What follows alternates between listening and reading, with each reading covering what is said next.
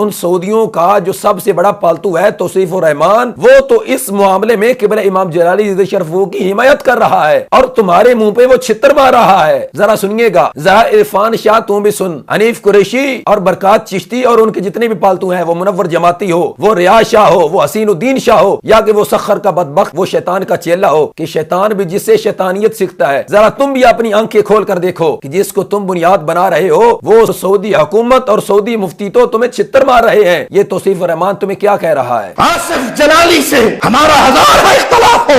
مانتا ہوں وہ قبر پرستوں کے وکیل ہیں، ہمارے عقیدے کے مسئلے پر ان سے بہت سارے اختلافات ہیں، لیکن آج وہ جیل کی سلاخوں میں بند ہے۔ آصف جلالی کا گناہ کیا ہے، جرم کیا ہے، کس جرم میں اسے جیل کی سلاخوں میں بند کیا گیا؟ صرف یہی کہ اس نے یہ کہا تھا اس آسمان کے نیچے، اس زمین کے اوپر انبیاء کی جماعت کے پاس کوئی معصوم نہیں۔ فاطمہ الزہرا خاتون جنت ہے، فاطمہ الزہرا رسول کی لخت جگر ہے، فاطمہ الزہرا علی کی زوجہ ہے، فاطمہ الزہرا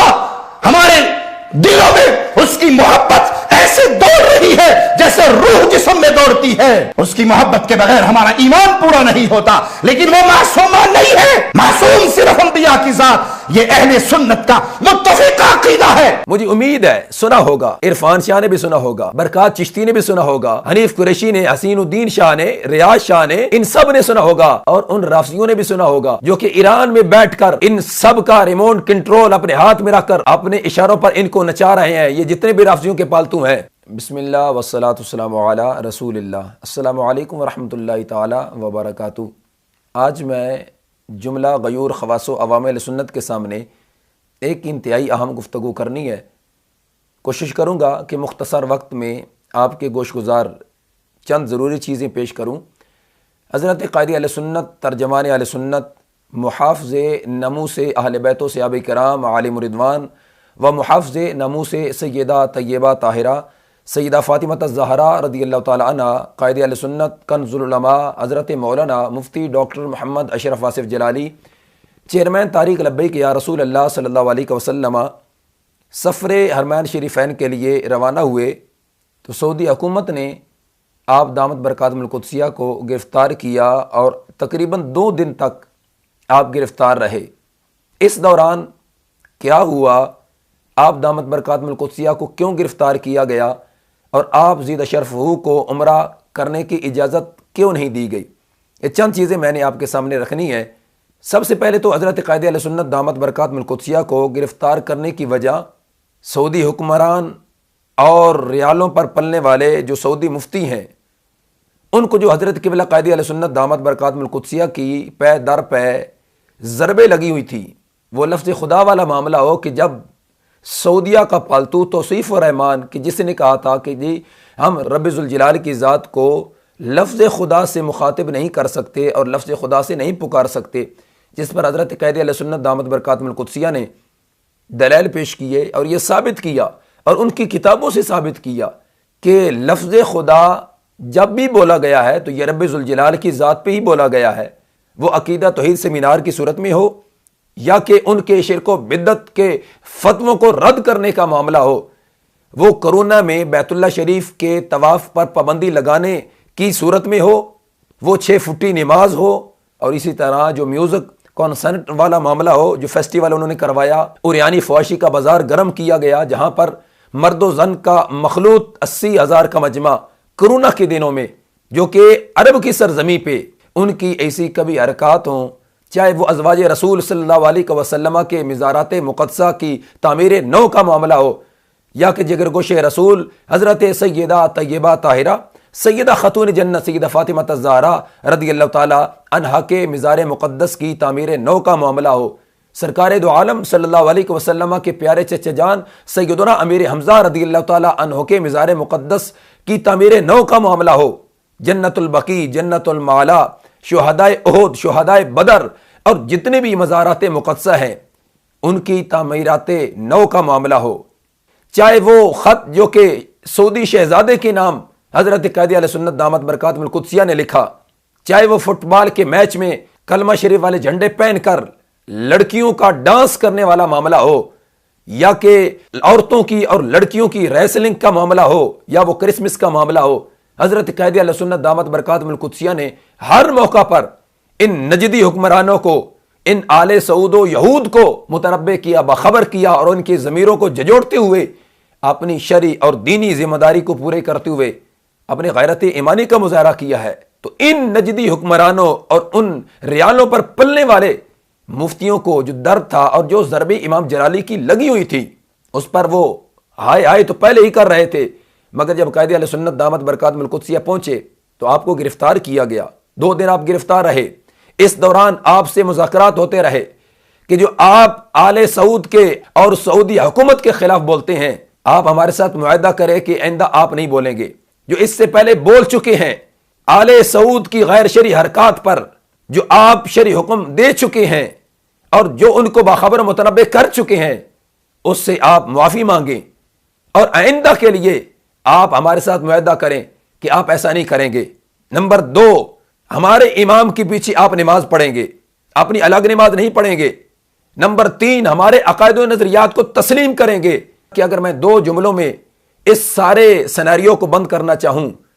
تو میں یہ کہہ سکتا ہوں کہ وہ کہہ رہے تھے کہ جی آل سعود کو مانیں، اور حضرت قبلہ قائد اہل سنت دامت برکاتہم القدسیہ یہ فرما رہے تھے ہم آل حضور والے ہیں، ہم درود والے ہیں، ہم آل سعود کو نہیں مان سکتے۔ کہ آل سعود نے ایڑی چوٹی کا زور لگایا، ان کے مفتیوں نے ایڑی چوٹی کا زور لگایا، مگر آپ کے اور میرے قائد نے ضمیر کا سودا نہیں کیا۔ آپ کے میرے قائد اور سنیوں کے اس ترجمان نے قید و بند کی تو صحبتیں برداشت کی ہیں، مگر اپنے ہاتھ کاٹ کے ان کے حوالے نہیں کیے، چاہے وہ پاکستان میں عقید معصومیت کا معاملہ ہو یا کہ وہ عرب کی سرزمین پہ ان نجدی حکمرانوں کے سامنے کلمہ حق بلند کرنے کا معاملہ ہو۔ حضرت قائد اہل سنت دامت برکاتہم القدسیہ نے ہر موقع پر کلمہ حق بلند کیا ہے، ہر موقع پر سرکار دو عالم نور مجسم شفیع معظم صلی اللہ علیہ وسلم کی شریعت کو ہی ملوز خاطر رکھا ہے اور اسی کی پاسداری کی ہے، جس پر انہوں نے کہا کہ اگر یہ تم ہمارے ساتھ معاہدہ نہیں کرو گے تو ہم تمہیں عمرہ کرنے کی اجازت نہیں دے سکتے۔ تو حضرت قائد اہل سنت دامت برکاتہم القدسیہ نے کہا کہ میں سرکار دو عالم نور مجسم شفیع معظم صلی اللہ علیہ وسلم کی برگاہ میں اس حال میں نہیں جانا چاہتا کہ سرکار کے دیس میں جس سرزمین پہ سرکار دو عالم صلی اللہ علیہ وسلم نے اپنے مبارک قدم لگائے، اس سرزمین پہ عریانی فحاشی کے بازار گرم ہوتے رہیں، اس سرزمین پہ قرآن و سنت کے مخالف سرگرمیاں ہوتی رہیں اور یہود و نصارہ کو خوش کیا جاتا رہے، اور میں ان ساری چیزوں کو ایکسیپٹ کر کے تسلیم کر کے تو سرکار کی برگاہ میں کیا منہ لے کے جاؤں گا؟ اگر سرکار دو عالم نور مجسم شفیع معظم صلی اللہ علیہ وسلم نے قیامت کے دن مجھ سے پوچھ لیا کہ میری برگاہ میں حاضری کے لیے ان یہود و نصارہ کی گٹ پتلی کے کہنے پر تم نے سین کر دیے، معاہدہ کر لیا ان سے، تو کہا کہ میں سرکار دو عالم صلی اللہ علیہ وسلم کی برگاہ میں شرمندہ نہیں ہونا چاہتا، میرے محبوب مجھ پر کرم فرمائیں گے، سرکار مجھ پر نظر رحمت فرمائیں گے اور مجھے اپنی برگاہ میں بلائیں گے تو سرخرو کر کے بلائیں گے، میں معاہدہ نہیں کروں گا، میں سین نہیں کروں گا۔ کہا میرے نظریات وہی ہیں جو کہ کل تھے، میں کل بھی آل سعود کے مخالف تھا، جو کہ ان کی غیر شرعی حرکات ہیں آج بھی ان کے مخالف ہوں، میں کل بھی ان کے مفتیوں کے پیچھے نماز نہیں پڑھتا تھا، ان سے اصولی اختلاف کی بنیاد پر اور ان سے نظریاتی اختلاف کی بنیاد پر، تو کہا میں اب بھی ان کے پیچھے نماز نہیں پڑھوں گا، جب تک کہ تمہارے نظریات درست نہیں ہوتے تب تک میں تمہارے پیچھے نماز نہیں پڑھ سکتا۔ انہوں نے کہا کہ اگر یہ نہیں کرو گے تو پھر آپ عمرہ نہیں کر سکتے۔ آپ نے کہا کہ اگر میں عمرہ کروں اس حال میں کہ تمہارے ساتھ معاہدہ کروں اور اپنے ہاتھ کاٹ کے تمہیں دے دوں اور اپنے ضمیر کا سودا کر لوں، کہا میں ایسا عمرہ نہیں کرنا چاہتا۔ آپ کو واپس بھیج دیا گیا، آپ خیر و عافیت لاہور پہنچ گئے ہیں، مگر اس پر روافظ، ان کی سہولت کار، تفضیلی، ان کی ہم نوا اور ایران کے ڈالروں پہ پلنے والے جتنے بھی رافضیوں کے پالتو ہیں اب وہ شور مچا رہے ہیں۔ جو ان کو بھی ضربے لگی تھی امام جلالی کی، آج مجھے درد اس کا محسوس ہوا، کہاں کہاں سے ہائے ہائے کی آوازیں نکل رہی تھی، برطانیہ تک، وہ ملکہ برطانیہ کے حفاظت پاپوش پر معمور وہ برکات چشتی نامی بگوڑا رافضیوں کا پالتو، اس کی بھی ہائے ہائے کی آوازیں نکل رہی تھی، کوئی ادھر سے بول رہا تھا، کوئی ادھر سے بول رہا تھا۔ سب سے قبل تو میں ان بدبختوں کو یہ کہنا چاہتا ہوں، ان رافضیوں کے سہولت کاروں کو، اور ان رافضیوں کے ایجنٹوں کو میں یہ کہنا چاہتا ہوں، جس مسئلہ کو تم بنیاد بنا کر اور جس بنیاد پر تم قبلہ امام جلالی زیدہ شرف ہو کے خلاف زبان درازی کر رہے ہو، اور پھر سعود کو اور سعودی مفتیوں کو تم سلام جرت پیش کر رہے ہو اور ان کو خراج تحسین پیش کر رہے ہو اور ان کو داد و تحسین پیش کر رہے ہو، تم بھول گئے وہ سارے اختلاف ان سعودی حکمرانوں سے جنہوں نے جنت البقیع کو معاذ اللہ بلڈوز کیا، جنہوں نے جنت المالا میں جتنے بھی صحابہ کرام علیہم رضوان اور اہل بیت اطہار رضی اللہ تعالی عنہم کے مقدس نفوس کے مزارات مقدسہ ہے، ان کو مسمار کیا۔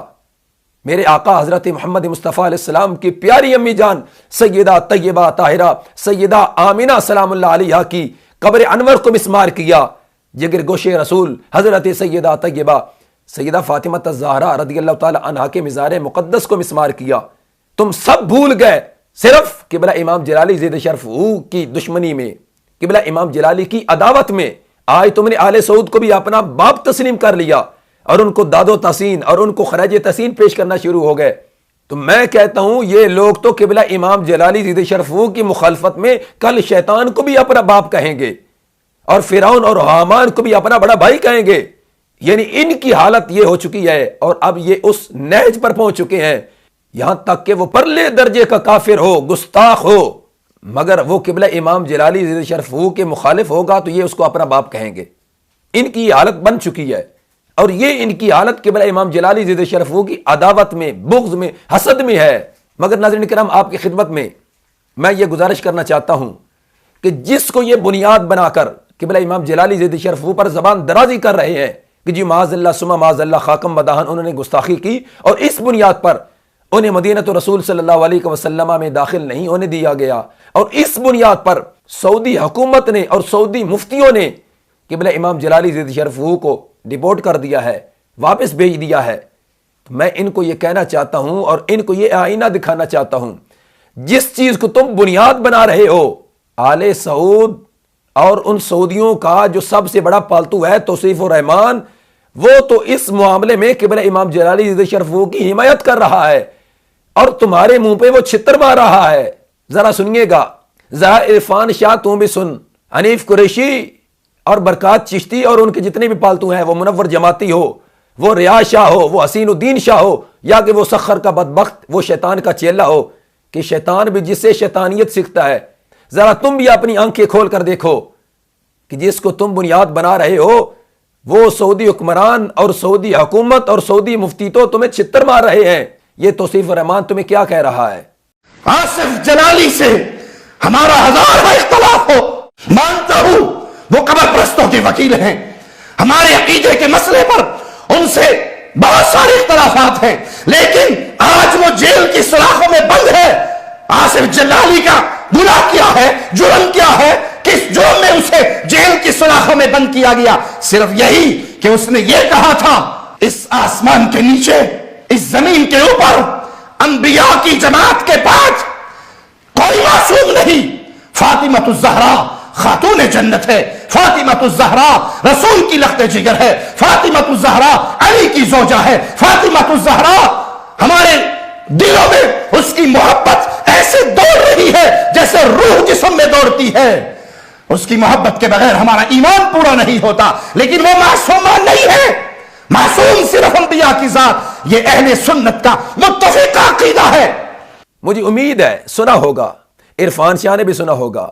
برکات چشتی نے بھی سنا ہوگا، حنیف قریشی نے، حسین الدین شاہ نے، ریاض شاہ نے، ان سب نے سنا ہوگا، اور ان رافضیوں نے بھی سنا ہوگا جو کہ ایران میں بیٹھ کر ان سب کا ریموٹ کنٹرول اپنے ہاتھ میں رکھ کر اپنے اشاروں پر ان کو نچا رہے ہیں۔ یہ جتنے بھی رافضیوں کے پالتو ہیں، جس کو تم بنیاد بنا رہے ہو وہ ان کے نزدیک تو وہ معاملہ ہی نہیں ہے۔ پھر اس سے پتہ چلا کہ میرے امام کی جو ضربیں ان نجدیوں کو لگی ہوئی ہیں وہ ان کا درد ہے کہ انہوں نے میرے امام کو عمرہ نہیں کرنے دیا۔ اگر تم اس کو بنیاد بناتے ہو کہ اس وجہ سے حضرت قبلہ امام جلالی زیدہ شرف کو عمرہ شریف نہیں کرنے دیا گیا، ان کو مدینہ رسول صلی اللہ علیہ وسلم میں داخل نہیں ہونے دیا گیا، تو میں پوچھنا چاہتا ہوں جنہوں نے سرکار دو عالم صلی اللہ علیہ وسلم کی امی جان کی قبر انور کو مسمار کیا، سرکار دو عالم صلی اللہ علیہ وسلم کی لخت جگر سیدہ طیبہ طاہرہ سیدہ فاطمہ الزہرا رضی اللہ تعالی عنہا کی قبر انور کو مسمار کیا، جنت البقی، جنت المعلا اور جتنے بھی صحابہ کرام علیہم رضوان کے مزارات مقدسہ ہیں ان کو مسمار کیا، کیا ان سے بڑا کوئی گستاخ ہو سکتا ہے؟ وہ بالیقین گستاخ ہیں۔ باوجود اس کے وہ تو خادم حرمین شریفین ہیں، وہ تو وہاں کے نگران ہیں، وہ تو وہاں کے محافظ ہیں۔ کہاں گئی تمہاری یہ لوجک، کہاں گئی تمہاری یہ منطق کہ جی معاذ اللہ گستاخی ہوئی اور اس وجہ سے ان کو وہاں داخل نہیں ہونے دیا گیا؟ تو میں یہ پوچھنا چاہتا ہوں، تقریباً 1 ماہ قبل ناظر عباس نقوی ملعون دجال کذاب جہنمی کتا، جو کہ حرم کے صحن میں مطاف میں بیت اللہ شریف کے سامنے بیٹھ کر سرکار دو عالم نور مجسم شفیع معظم صلی اللہ علیہ وسلم کے پیارے یار تاجدار صداقت رضی اللہ تعالی عنہ کی توہین کر رہا تھا، کیا وہ مقبول ہے معاذ اللہ رب کی بارگاہ کا؟ کیا وہ سرکار دو عالم صلی اللہ علیہ وسلم کی بارگاہ کا تب مقبول تھا معاذ اللہ کہ تب اس کو وہاں داخل ہونے دیا گیا؟ معاذ اللہ ثم معاذ اللہ، کہاں ان کی گئی عقل اور کہاں ان کی مت ماری گئی؟ اور جس مسئلے کو یہ مسئلہ بنا کر اور جس چیز کو یہ بنیاد بنا کر زبان درازی کر رہے ہیں قبلہ امام جلالی زید شرفو پر، اسی مسئلہ میں سعودی حکمران ان کے منہ پر چھتر مار رہے ہیں اور سعودی مفتی ان کے منہ پر چھتر مار رہے ہیں۔ جس چیز کو آج تم بنیاد بنا کر قبلہ امام جلالی زید شرفو کے خلاف بکواس کر رہے ہو، زبان درازی کر رہے ہو کہ جی اس وجہ سے انہیں جو ہے وہ مدینہ رسول صلی اللہ علیہ وسلم داخل نہیں ہونے دیا گیا، تو میں پوچھنا چاہتا ہوں جو قبلہ امام جلالی زید شرفو سے پہلے بڑی بڑی قد آور شخصیات، وہ حضور تاج الشریعہ علیہ رحمہ کی ذات ہو، وہ حضور قبلہ امام شاہ احمد نورانی علیہ رحمہ کی ذات ہو، وہ قبلہ امام نورانی جن کا اپنا ذاتی گھر وہاں، مگر ان پہ بھی تاحیات پابندی لگائی گئی۔ حضور تاج الشریعہ علیہ رحمہ پہ پابندی کیوں لگائی گئی؟ کس بنیاد پر؟ صرف عقیدہ اہل سنت بیان کرنے کی بنیاد پر۔ امام نورانی پر کیوں پابندی لگائی گئی؟ صرف عقیدہ اہل سنت پر پہرا دینے کی بنیاد پر۔ میں اس مگرمچھ کے آنسو والے اس برکات چشتی اور نظام الدین جامی سے بھی اب مخاطب ہونے لگا ہوں، اور جتنے بھی یہ گولڑے والے ہیں، گولڑا سرزمین تو بڑی مبارک سرزمین ہے، وہاں تو میرے تاجدار گولڑا کا مزار مقدس ہے، مگر یہ جو نہنجار اور رفضیوں کی کٹ پتلی بن چکے ہیں، ان کو میں یہ کتابوں کی زیارت کروا رہا ہوں، یہ تاجدار گولڑا رحمہ کی کتابیں جن پر آج پابندی لگا دی گئی ہے۔ رات کو مجھے ایک دوست نے خبر دی کہ تاجدار گولڑا رحمہ کی تصانیف پہ پابندی لگا دی گئی ہے۔ میں کہتا ہوں کہ ان کتب میں تاجدار گولڑا علیہ رحمہ نے سرکار دو عالم نور مجسم شفیع معظم صلی اللہ علیہ وسلم کی مبارک ذات کے لیے، حضرت سیدنا ابراہیم خلیل اللہ علیہ السلام کی ذات کے لیے اور دیگر مقدس ذوات کے لیے جو مطلقاً خطا کا لفظ بولا ہے، تمہارے نزدیک اگر مطلقاً خطا کا لفظ بول کر خطا اتحادی مراد لینا یہ گستاخی ہے، اور پھر اس بنیاد پر کہ آقا کریم علیہ الصلوۃ والسلام ایسے شخص کو اپنے ہاں حاضر نہیں ہونے دیتے، میں پوچھنا چاہتا ہوں پھر تاجدار گولڑا علیہ رحمہ پر سرکار نے کرم کیوں فرمایا؟ سرکار نے اپنا دیدار کیوں کروایا؟ جبکہ ان کتب میں تو آج بھی وہ سب کچھ موجود ہے، اور حنیف قریشی پر یہ قرض ہے اور سارے گولڑیوں پر یہ قرض ہے۔ حضرت قبلہ پیر مفتی غفران محمود سیالوی صاحب دامت برکاتہم القدسیہ نے استانہ علیہ مقدسہ سواگ شریف جو حوالہ جات ان کتب سے پیش کیے تھے، آج کے دن تک گستاخ صحابہ ترجمان مترفض حنیف قریشی ان کا جواب نہیں دے سکا۔ سورج مغرب سے طلوع ہو سکتا ہے، مگر تاجدار گولڑا کی ان تصانیف سے جو عبارات ہم نے پیش کر دی ہیں ان کے یہ جوابات نہیں دے سکتے۔ اور یہ روحانی اور بدنی قربتیں یہ الگ الگ معاملہ ہے، اور یہ تمہاری سمجھ میں نہیں آنے والی۔ اگر یہی معاملہ ہے تو پھر تاجدار گولڑا علیہ رحمہ تو مدینہ تو رسول صلی اللہ علیہ وسلم میں ہی زندگی گزارنا چاہتے تھے، سرکار کے قدموں میں ہی زندگی گزارنا چاہتے تھے، مگر میرے آقا صلی اللہ علیہ وسلم نے فرمایا کہ میرے شہزادے جاؤ مرزا ملعون قادیانی کے خلاف جہاد کرو۔ آپ تشریف لائے، آپ نے جہاد کیا، اور پھر رب نے اور سرکار نے کتنا کرم فرمایا۔ میرے آقا صلی اللہ علیہ وسلم اپنے شہزادے کے پاس، اپنے غلام کے پاس تشریف لاتے، تبھی میرے تاجدار گولڑا نے کہا تھا نا کہ اج سکھ متراں دی ودیری یہ کیوں دلڑی اداس گنیری یہ کب کہا؟ جب میرے آقا صلی اللہ علیہ وسلم نے اپنا دیدار کروایا، جب تاجدار گولڑا نے سرکار کی شریعت پر پیرا دیا اور سرکار کی ختم نبوت پر پیرا دیا، صلی اللہ علیہ وسلم کی ختم نبوت پر، تو سرکار نے کرم فرمایا۔ یہ تمہاری سوچ ہے بدنی قربت کے تم محتاج ہو، سرکار جن پر کرم نہ فرمائیں وہ پاس رہ کر بھی کچھ نہیں پا سکتے۔ اگر میرے آقا کرم فرمانا چاہیں، کہاں ان کا غلام بیٹھا ہو وہ اس کو بھی نواز دیتے ہیں۔ اللہ ہم سب کو اہل سنت و جماعت کے عقائد و نظریات پر کاربند فرمائے، استقامت نصیب فرمائے۔ اللہ میرے قائد کی حفاظت فرمائے، اللہ میرے قائد کو جلد حرمین شریفین کی حاضری نصیب فرمائے، اور سرکار دو عالم نور مجسم شفیع معظم صلی اللہ علیہ وسلم جلد اپنے غلام کو اپنے ہاں بلا لیں اور اپنی زیارت سے بھی مشرف فرمائے، اپنے فیض سے بھی مشرف فرمائے۔ اللہ ہم پہ بھی کرم فرمائے کہ ہمیں بھی اپنے قید کی ہمراہ سرکار دو عالم نور مجسم شفیع معظم صلی اللہ علیہ وسلم کے قدمین شریفین میں حاضری کا شرف مل جائے۔ اللہ ہم سب کا حامی و ناصر ہو، وما توفیقی الا باللہ۔